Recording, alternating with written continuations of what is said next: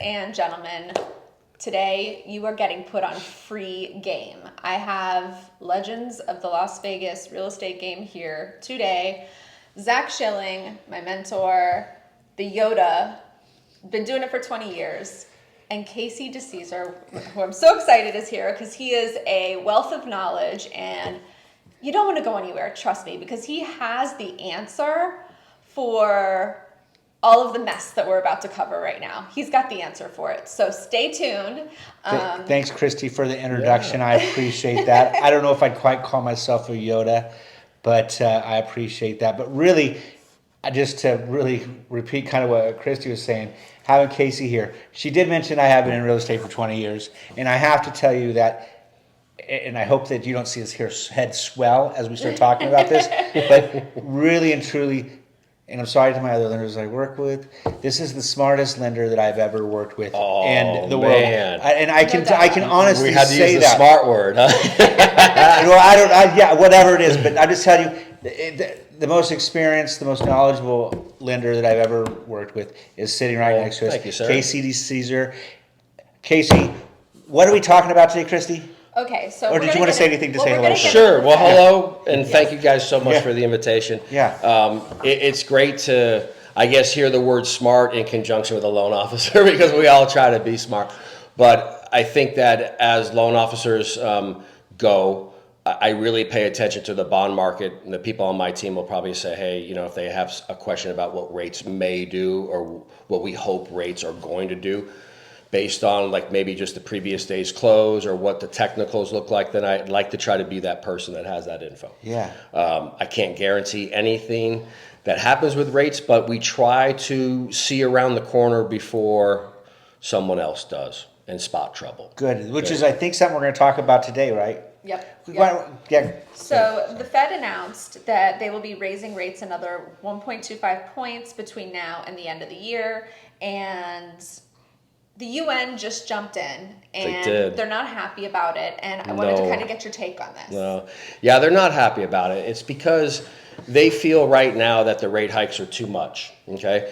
And the trouble that it will create is that when they invest in our bonds and they have to go ahead and sell that bond and repatriate their money back to their country, that's where they're going to lose on the difference between the dollar and the euro, let's say, if that's who's invested in our bonds. So, and the reason why bonds will not provide that yield for them is that when the Fed fund raises rates, it doesn't help the how should I say, the profitability and those investors on bonds on some terms. So yeah, they're not happy. They want it to slow down so it doesn't inflate even more what they're trying to do with investing in our bonds. And do you think that they'll cave to the UN, or do you think we're going to keep getting these pumps? I think that our Fed Reserve is going to keep doing what they've planned to do. You know, it's funny because they started off saying this was transitory, and I believe they were a little bit late to the game, but now they're trying to make up for it. And everyone's saying, hey, halt, you know, screech, whatever. So it's kind of like, it's really hard to please everyone. It's hard to definitely please the entire globe. But there comes a time when we have to find that sweet spot, and hopefully the sweet spot comes pretty soon at, like, you know, inflation, I'm saying, and also Fed fund rate. Fed fund rate right now is 3.25% as of today. They ideally want inflation to come back down into the threes, which is kind of crazy because we're really far off that right now. But they want that to kind of match each other. I don't think it's going to happen in the threes, though. I think it's going to be more like in the fours or the fives. Yeah, for sure. For sure. And do you think besides the Fed raising the rate, Casey? Right. What other factors do you feel are that are coming into this inflation? Is it? I mean, can we tie it into, like when you were saying repatriating the dollar? That's a factor. Yeah, because we have to do the same thing when we invest in their bonds. Yeah, is it gas? Well, I mean, could you break that down for us just a little bit? Well, yeah. I mean, I think there's going to be a problem with fuel because OPEC is meeting, I think, this week. If I got my notes right, OPEC has a meeting and they're talking about reducing production. So all of a sudden now, I don't know how that is going to affect gas, but everyone needs a break at the pump. Literally right before I drove here, I filled up at $6.10, 89 octane at Terrible's on Town Center. No kidding. So, I mean, obviously, that's going to put a strain on a lot of things. And if OPEC does halt production. We can't go back to our emergency oil fund again or whatever that stock is. I think that's gone. I'm not exactly sure. I'm not an expert on the OPEC or oil, but I think that's gone. So anything that can affect gas prices is definitely not going to help the Fed in trying to quell inflation, because that's ultimately what they're trying to do. But yes, the UN came out and said, hey, look, you're doing a little bit too fast for our appetite because of how they invest in us, and other things as well. So Yeah. But I think oil is going to affect it, absolutely. So circling back to what we directly kind of, and especially what you directly go into, or directly what we do every day, which is interest rates and what real estate's going to do, what it's not going to do, where we're at. I think Christy has some factors that she wanted to bring up on that. Right? Yeah. Yes. Yeah. Like currently, we're projected. Like what's on the granular level? How does it affect our clients? Yeah. So currently, homes are selling at 9.5 times the average income. Highest home prices to income ratio ever. So some of the big dogs have come out and put out projections. Morgan Stanley is calling for home prices to fall 7%. Goldman Sachs is calling for them to fall 5 to 10%. Moody's Analytics has it at 5 to 10% as well, and Fitch Ratings has it at 10 to 15%. So I about 7 to 10%. Yeah. So in Vegas being sort of a hotbed for price action as far as real estate goes, and we don't have Nostradamus's ghost on speed dial, but I wanted to know what you guys think in the next year where real estate prices in Las Vegas will be. That's a great question.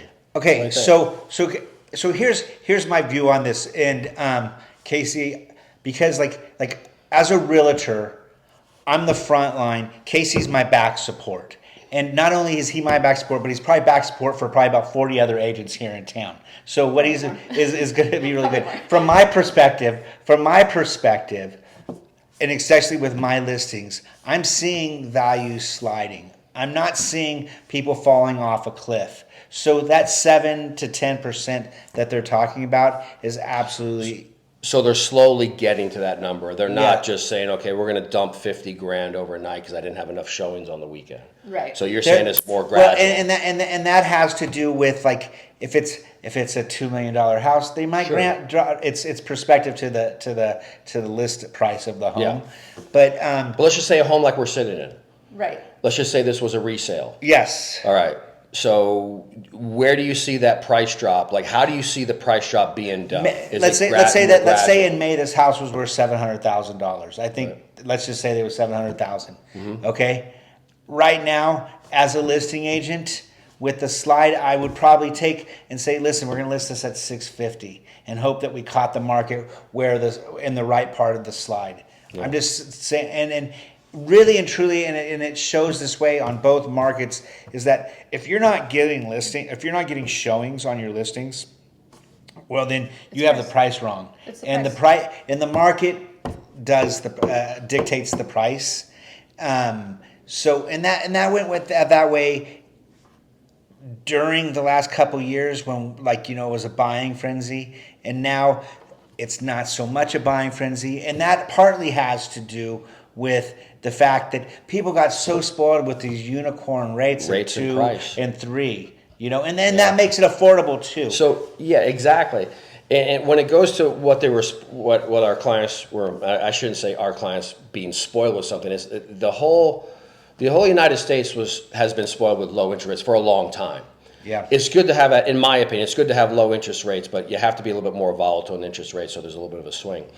I tell all my fellow loan officers that are starting the business that are a little bit younger than myself, I think it's 43% of all Fannie Mae and Freddie Mac mortgage loans are under 4%. So unpack this real quick. I get a lot of customers that call me and they say, okay, we have, let's say, 3% mortgage at like a $300,000 carry on a house that they bought for 4 pre-pandemic.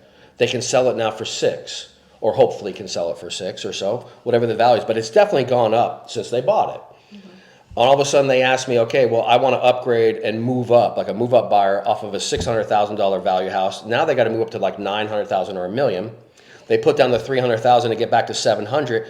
Calculate $700,000 at 6 and change or 7%. That's the big sticker shock. I haven't really seen a lot of people worry so much about price. which coincides why the pricing is a little bit more gradual rather than the steep jump off the cliff like we saw in the financial crisis. Right. It's because they're trying to find a way to make that payment more palatable. And there's a couple ways they can do it, but it requires a way different mindset. Yeah. Which actually is one of the reasons why we're bringing you Right. here. And I don't know if this is the right time to talk about it just Yeah, yet. let's go right into it. Okay, Casey, we brought Casey here today because of his experience and really truly his contacts in the mortgage industry, not just within Las Vegas, but throughout the whole United States and globally. And I think part of the respect that he just garners in that industry. He actually had an amazing meeting, and I don't want to take too much of your thunder, but had an amazing meeting last week when they had a major convention here in town with the product. Yep. This is the shit. Go ahead. Well, as not a lot of people know, except for some of the guys that are brokers in the business or whatnot, is AIM Fuse conference was here on the Strip in fabulous Las Vegas. This lasts like 4 or 5 days. So I got to meet with some really good, not only influential people, but guys that are really steadfast in our industry and that really, really understand what's happening to mortgage rates and how it ties into products, loan products themselves. Because let's face it, when you're selling a 1.875 to a 4% mortgage, whether it be conventional or whether it be government or jumbo, when you start going into the 6s and 7s, people are going to say, wait a minute, man, this sticker shock is not fun. So what's the solution? Because everyone's always looking for, well, how do I get in a home? What is the solution? Here, in my opinion, is what people have to switch and start thinking about is pricing. You leave up to the experts in real estate. They'll let you know if you're getting a good deal on the price, which I think there's a lot of great deals out there, right? There is. So secondly, how do you handle it after the price? You have to go ahead and get a loan or else you got to pay cash. What I would do in a loan is that right now the 6-month arm that I have through SOFR, SOFR, that 6-month is a great product because we have that actually down into the low 5s right now. Low 5s, Correct. guys. Low 5s. Now, obviously, with disclaimer noted is that, yes, there is origination on that. It's usually about 1%, okay? And there's also regular standard title fees. So if anyone's interested, they can go ahead and get a quote, and I'll give you a full APR for full disclosure. So just to be a little bit more clear on that the low 5s. Right. That's on a 6-month arm or a 1-year arm? That's a 6-month arm. Now, what that means, folks, is yes, this. Your rate is going to change every 6 months. But let's unpack that. Everyone right now in my industry is saying, hey, get a loan into the 7s, and then when the rates change, I'll waive my lender fees, and so you'll get a free refi. Technically, there's no such thing as a free refi. Period. End of story. There are costs involved. There's no such thing as a free lunch. Yeah. But what I'd be willing to say is that a 6-month arm is going to adjust every 6 months, and it's going to go up. But if you take 3 cycles of adjustments, that's what we're looking at, 18 months, right? Right. Within 18 months, I think all the experts say we should see some alleviation, and I'm going to go ahead and say Q3, 2023. It rhymes, but that's what I'm sticking with, and that's what I believe after crunching all of the data and analytics and talking to some great people last weekend. We feel that that's the number. In fact, we've been given Q4 perhaps from one of the absolute biggest lenders in the country. But everyone's gearing up for a change. But my point is that you can still get in a home with a palatable payment and rate. You got to switch the mindset from, okay, we understand the price is what it is, but what's going to be the price 10 years from now, right? Well, and think about this. Everyone that bought, not to cut you off, but everyone bought in 2011 and then realizing what their house gained in 10 years. Okay, that they say that buying now and then adding 10 years to it is going to be a way bigger yield in return. And I actually got that information from going to a business conference here in Las Vegas. But the experts really are saying, look, don't worry about what you're pricing now versus what it was in the rearview mirror. Worry about what it's going to be in the future. So if customers worry about their investment for the future, let's give them the very best financing they can find right now that's palatable. And my promise is that I will do a refi with no lender fees and discounted title fees. And that's a square deal. That's not a deal that has any hidden. And with that said, there's a couple things that I wanted to go into that. The one is that the 5 and the low 5 that we can do on the 6-month arm. And so you said 18 months. Right now, that's a rate that there's probably 3 rate increases. Yes. So even those 3 rate increases, let's just say worst case scenario, they're 0.25 each time, right? You're still better off than it's probably gonna be a little more. It's going to be more, but guess what? You're still going to be better off than the trend that we're on now. Yeah, well, that's what I'm saying. I guess what I'm saying is that 5 1/4 or the 5. I don't want to quote 5 1/4. The 5 low. Worst case scenario. Yeah. Let's say worst case scenario that you get 3 increases and the rate you're in changes. the 7s. You're in the 7s, which you're at now anyway. But there's the other thing. Which then, so I think I'm really excited about it because it opens up a door to affordability for more people. Correct. Well, that's what it's all about. And it's going to stabilize. And that leads me to what I think, I know that we've said it many times, and I'm sure other realtors have now been saying it, but that's called marrying the house and dating the rate. The average person, I think. I love that. Yeah. The average person lives in a house for 8 years, okay? Right. So, as your 10-year window, the 8-year window, where is it going to be? I love that thought process. And furthermore, which leads me just because I might go on a gripe session for just 1 second. Do it. But a lot of people, there's this realtor that came out and said that homes were not an investment unless you rented them or Airbnb. They were a liability. They were a liability. Well, Interesting. I totally disagree with that because I'm going to tell you something right now. It's for the common person, it's the biggest purchase they're going to make in their life, and it's going to be the thing that rewards them the most in their life. You tell me something. You know somebody in 1980 and there's people, my parents, my family's parents, parents that have stayed in their house since 1980. Do you think they lost money? Because I'm going to tell you what, they have not lost money. It's a commodity. It's a commodity. Yeah, I mean, and it's a necessity. Yeah, everyone. When I was younger, everyone was like, I don't know. I just went on a rant there, guys. Sorry, but it was appropriate. When I was younger, I listened to my folks talk amongst the dinner table, saying that they're taking 18, 19% interest only, 13. interest only on a house that we bought or my parents bought in Southern Connecticut, where I grew up. But I'm not going to sit here and say, hey guys, they're at historic lows. It's better than when my parents bought. Yeah, that doesn't help. That doesn't help the pain that someone feels when they walk through a house like this, or when you guys show them property. Then they figure out, how the heck do we actually get our keys to it, and what does my payment look like? So I'm very cognizant about staying in today rather than go back to many, many moons ago.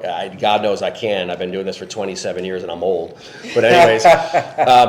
I think moving forward, though, that it's a different mindset that people are going to have to implement to get into a house and feel that they're safe in it, and we'll adjust as we go on the interest rate so we can get them into the best, how should I say it, monthly payment position for what the market will bear, and you guys get them into the right investment. So I use the word investment rather than liability, because I don't know what that other realtor's talking about, but I treat my house as an investment. Everything I do to it is like, I want to make it better for not only my personal enjoyment, but for future, price speculation and when I might have to sell it, which I'll never sell it. Exactly. Right. Which let me just circle back to this one other thing too, is because since June, markets changed a little bit. The low hanging fruit's not there. This is what I want to. This is what I want to say to whomever is listening right now, and you don't have to use us. You don't have to use Casey. You don't have to use Christy. This is global. This is global. What I'm saying though is, what I want you to start looking for when you're going to working with these real estate agents, these lenders, integrity, experience. Okay, the person. Like, I know everyone has a family friend that became a lender when it was easy and low-hanging fruit, and even during the crazy time, realtors the same thing. That low-hanging fruit was easy. It was easy to do deals right now. What I want you really to strive for is to find somebody that has the experience, and key here, integrity. Right. I want integrity, and you know what? I can tell you, after 20 years of doing this, and 27 years of doing this, and Christy's almost 10 years of doing this, that that's the one thing that we strive for. And I'm not trying to make a sales call or a commercial for myself on this, but just as a hint to people moving forward, do your research on your professional that you're working with.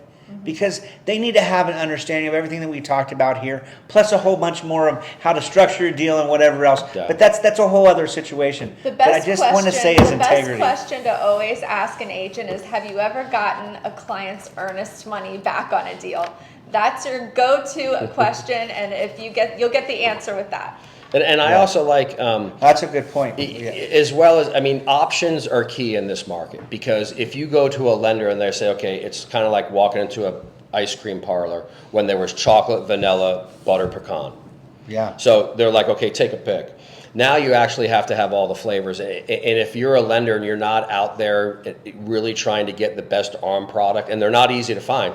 I know a lot of my LOs that work for delegated lenders, and I'll touch on that real quick, but delegated means that they lend their lenders money according to their rules and what products they want to offer. So they're in their silo, so to speak, on what they can offer. Right. I personally made a move and left the delegated lending world in July. I really didn't announce it that much, because currently I work at PIF Lending with Andrew Levitt, who is probably the brightest young mind in the industry today, because Andrew's like, we're going to have all the product offerings to help our clients get into the homes that they want. And that's what I would chime in on and until your comment is, find a lender that's going to give you options. If they're saying, yeah, 30-year fixed, rates are high and that's what it is, get a second opinion on something, because that's never fun to hear that take it or leave it. I don't like that mentality. Yeah. I want to go ahead and custom tailor it to where they're comfortable with what they're getting now and they know what our strategy is moving forward. Yeah. No, I like that a lot. Absolutely. Let's talk about these Lamborghinis, though. Oh, Oh my gosh, that's right. That's I right. got a whole Good, thing. good, I'm good. really excited about this. That's what I want to hear. So on eBay right now, there is 152 Lamborghini Ursas. That's Evos? the small sport That's utility, the right? sports utility vehicle. Yeah, beautiful car. In comparison, in reference, there is 144 Honda Civics. That's like all makes, all years. Wow. There's 144 of these. So now if you go on and you just search Lamborghinis, like all of them, pages and pages and pages of Lamborghinis. So you think that people had some funny money, so to speak, during the pandemic, and now they're trying to unload some hard assets? I think Get some liquidity. I think the crypto boys are done. I think I think the days of check out my Lamborghini and buy my course is over. I think that's what I think. Yeah. I also think from just, let's be clear, that's one type of Lamborghini. It's 150 of them, opposed to every type of Honda on eBay. Mm-hmm. So what it's saying, to me, what it's saying is that, you know what, during the past administration, I'm not going political on it, there was a lot of growth, there was a lot of possibility. Mm-hmm. People that felt comfortable, extending themselves like that, and now with things tightening, they're trying to find their liquidity again. Because I think that a lot of people did a flex move in those cars, and that's fine, and it's great and good for you. You worked hard to be able to be in that position. But now they're coming back and they're like, dude, I have a $325,000 car that, and my nuts here, and you know what? My income's not there, and it doesn't look like it's going to grow. There's going to be a lot. I don't know. I'm not hating. I'm just saying. Yeah. There's going to be a lot of squeeze. I mean, it also goes along with what the Fed is doing right now. Is the tightening too fast? Yeah. That circles back. Think about that. A lot of that has to do with that sort of mindset. If the tightening has been too fast, which we really don't know. In my opinion, is that they started off slow, and now all of a sudden they're tightening fast, and the global markets don't like it. Mm-hmm. So when the global markets say, hey, slow down, well, that's a sign that they don't like the fact, because they're going to lose money, like I said, when they invest in our bonds. Yeah. But are we going too fast? I don't know. I mean, that remains to be seen. I mean, think about it, though. We're up from 0% of the Fed fund rate to 3.25 today. And gas, I just filled up at 6 and change, and inflation is still sky high. And so the next PCE report, we'll see how it goes. But they need to get those to kind of mirror each other somewhere at a neutral position. And that remains to be seen. I will say one thing, though, is that the mortgage market, though, has days where we get decent little windows to lock something. The last Fed meeting, they hiked 75 basis points. And the mortgage market liked it. The mortgage market, okay, the Fed is doing what we really want it to do. So the bond market really rallied, and we had a couple of good days to lock. Now it's oversold right now because it's been also dumping as well, but it's been really volatile to say the least. It's choppy. I mean, I send out pictures and screenshots of what the market does at the open and what's going on, and a couple of realtors that that really understand the analytics. We chuckle a little bit and we go back and forth via text message, because I'm waiting for the day though that the bond market is going to lose 200 basis points and it's going to start to like really show that the tightening is fast. Yeah. It's going to continue. And it's boom, boom, boom. The UN is also stating right there that they would like to be a little bit less potent at the moment, but I don't think it's going to be that way. No, I don't either. And just to circle back again to the OPEC meeting, which I think is tomorrow. Lessening it, they said 50. Did they say 50 billion barrels? Is that what it is? I don't. Not 50 million barrels. What? I don't know. I'm not an oil expert. It's a ton. But the point, it's a ton that they're going to cut back. It's supply and demand. I don't see any way of that gas prices are going to go up, which then I feel gas prices are the trickle down, because gas prices are transportation to everything that we need. We eat our food, paper Planes. tawels. Oil is the lifeblood fuel. of the market. Lifeblood of the market. So everything's going to keep on increasing. That's my opinion. That's just, I'm not the guy who invented the umbrella, but I'm smart enough to open it up and stay dry. That's all I can tell you. I've been around enough to look at stuff and figure it out, but that's just my opinion. I don't know. That's just what I have to say. Well, I mean, I guess everything remains to be seen, and that's what the position they put us in for a while now. Yeah. And that's really about it. But today I want to give some live info. As of right now, as we've been speaking, the day's pretty flat. Our 10-year yield is at 3.61. We were at 3.98, so basically 4. We were at that probably about a week and a half ago, I believe. So we had a nice little 40 basis point alleviation there. Bond markets, MBS trading pretty much flat at plus 25. So we see some green on the board, which we'll take. But overall, it's not really as tough as it was like a month ago when we were catching some days were pretty treacherous. Yeah. But I still feel, though, that at any given time, this can really turn and we could see a humongous dump in the bond market. I think the Hopefully same. not. So let's keep an eye on those bonds. Yeah, absolutely. Chris, what else do you think? What's up? I have the Dutch bank and the Credit Suisse. Deutsche situation. Bank, Credit Suisse. Yeah. So now, go for it. They're I know fun. you know what's going on with this. I haven't really dug into really what's going on, other than they're in trouble. So I've got this. But this is not news for Deutsche Bank or Credit Suisse, because back in the financial crisis of 2008, two big culprits right there is Deutsche Bank and Credit Suisse. Yeah. We placed a lot of Alt-A loans with them, and so them being volatile and being on the brink, I should say, not surprised. Yeah, and so basically, they have a comparison right now to Lehman Brothers of 2008. Except the difference is the combined asset base of the two banks is nearly $2 trillion, where Lehman was at $639 billion. The concern is creating a domino effect if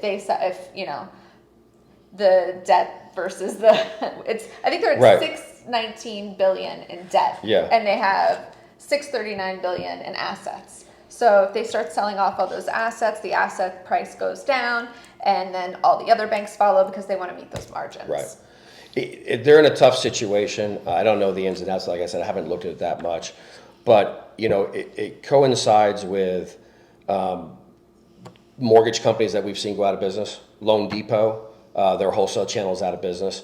There's another major wholesaler out there that's laid off, I think, 77 or 75% of their staff recently, and their stock is down to $1 and change. So, and they were a really big wholesale player in the game during the pandemic, and it's not so much for, them anymore. I get nervous about, small retail mortgage companies are going out of business. A lot of guys are not re-upping their brokerage license, not their mortgage loan officer license, but the actual company licenses. So we're seeing a lot of that, which is kind of scary. That coincides with what is happening with Deutsche Bank and Credit Suisse. There are major players that are in the mortgage space, as well as people that are on the granular retail level that will no longer be in business by the end of this year. And that's just something that comes with the territory of tightening as fast as we have now recently. And also the fact that there's no more $4 trillion of mortgage origination volume like we saw in 2020. So when you staff, and I can feel the pitfalls and the heartache that companies will have, because when you staff for that, you're staffing for something that's never happened in the history of America. Then all of a sudden, you're driving 220 miles an hour, and all of a sudden you have to jump at the freeway and get in a school zone. That's how fast we're going. Everyone is so velocitized, and these companies are so velocitized that we don't know what it feels like. So when it doesn't feel right, you try to fix it. A lot of companies out there will continue to lay off. They will continue to go out of business. Our industry is going to tighten up even more. So therefore, it's even more important to have people, when you start a deal, whether it's a buy or sell or both, to have people in your corner that understand what's going on, so you can get the best of it at that moment, so you don't have to redo it down the road. That's right. You want everything to be in your favor from the start. That's right. Nice. Yeah. Absolutely. Yeah. Awesome. Good. So, as we exit, I want to really quick thank D. Millich for letting us use his amazing What a space. house. This is Blacktail by Pulte Homes, and it's out in Summerlin. If you want more information on this, hit me up. Or hit me up. Or hit well, him we're up. together. Well, whatever. all of us. Yeah. And also, I'm going to have everybody's links and everybody's information in the description below. Do you have a prequel Yes, I do. link? I'll send you a link. That's going to be in here, so you can. I'm also, every morning I wake up to market news, but I'm actually working on my vendor, because it's proprietary information, as you guys heard on the phone call when we called them in Jersey. Yeah. I would like to figure out how I can go ahead and get all of my professional referral partners, such as all the other realtors I do business with, on the system, so they can see a morning update and an afternoon close.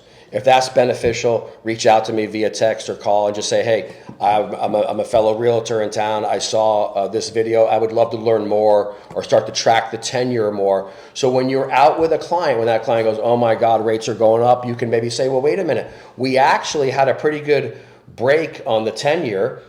And you can go ahead and segue right in that conversation and get them off the doom and gloom and get them into excitement about purchasing. Yes. I would love to share all of my rate info with every realtor on the planet if I could. Yeah. I just text you, Casey. I got it. I just text you. You're in. I'm in. So yeah, hey, Casey, thank you so much for your man. time So today. much. Thank you, guys. Dude. And you know what? Sometimes when I know we're trying to close off, but like sometimes when I call Casey on the phone, he literally makes my head spin with this information. I literally, free game. I'm gonna write Yeah. that in the title, free Yeah, game, because dude, that's what this was, and I so hope good. everybody enjoyed Gosh, it. I hope man. everybody stuck through. And please like and subscribe. Thank you. Thank you Absolutely. guys. Thank you. Thank you. Have a great day. Bye.